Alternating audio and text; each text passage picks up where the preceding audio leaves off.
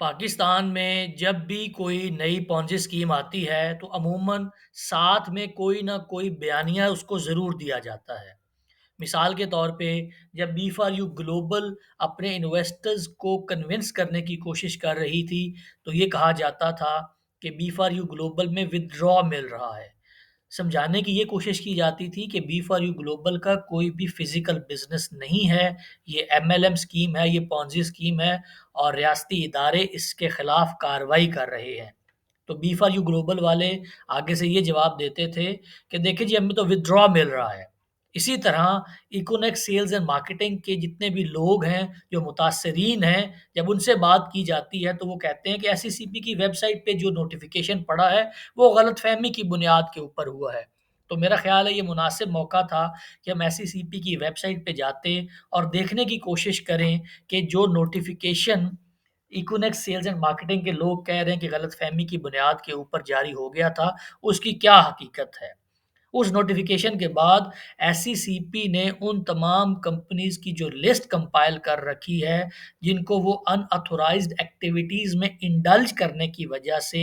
Fraudulent कहता है, Ponzi scheme कहता है और लोगों को, आम आवाम को इस बात की तंबीह करता है कि उनके अंदर इन्वेस्ट ना किया जाए। अगर उस लिस्ट में हम जाके देखें तो इसके जो एंट्री नंबर 25 है, उसमें इकोनेक्स सेल्स एंड मार्केटिंग का नाम वाज़े तौर पे देखा जा सकता है। तो अब उन अहबाब की खिदमत में अर्ज़ ये है कि पहला नोटिफ़िकेशन तो किसी गलतफ़हमी की बुनियाद के ऊपर हो गया था। तो एससीसीपी की वेबसाइट के ऊपर इस वक़्त जो आपका नाम, इकोनेक्स सेल्स एंड मार्केटिंग का जो नाम फ्रॉडुलेंट कंपनीज़ के अंदर डाला गया है, इसकी वजह क्या है? इसके बारे में भी बता दें, क्योंकि वो तो ये फ़रमाते हैं कि हमारे जो मसले थे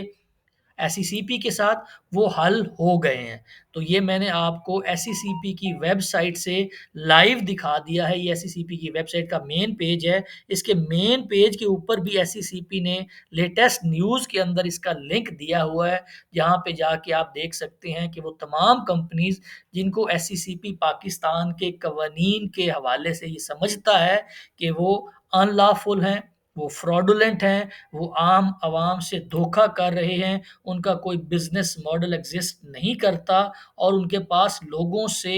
पैसा इकट्ठा करने का लाइसेंस अवेलेबल नहीं है, इर्रिस्पेक्टिव ऑफ द फैक्ट कि उनका बिज़नेस मॉडल एक्चुअली क्या है। वो किसी प्रोडक्ट के अगेंस्ट पैसा इकट्ठा कर रहे हैं और उसके ऊपर रिटर्न दे रहे हैं, या विदाउट किसी फ़िज़िकल प्रोडक्ट के अगर वो आपको पैसा दे रहे हैं, तो इन एनी केस वो फ्रॉडुलेंट हैं, वो पाकिस्तान में कंपनीज़ एक्ट की वायलेशन में ऑपरेट कर रहे हैं और उनके साथ आम आवाम को ऑपरेट नहीं करना चाहिए। तो वो तमाम लोग जो ये दलील देते हुए नज़र आते थे कि इकोनेक्स सेल्स एंड मार्केटिंग के हवाले से जो मैंने वीडियो बनाई है, वो मैंने किसी गलतफ़हमी की बुनियाद पे बना दी है और वो जो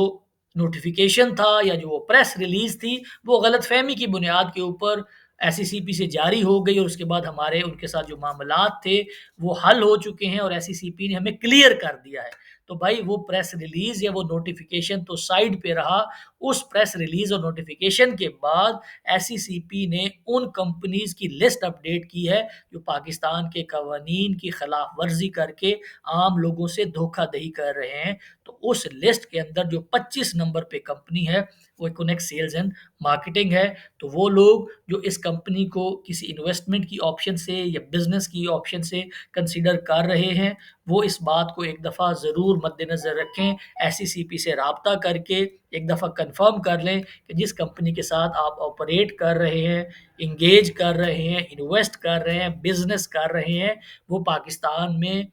जो मौजूद बिज़नेस के कवानीन है, उनके ऊपर पूरा उतरती है, उनको क्वालीफ़ाई करती है या नहीं करती।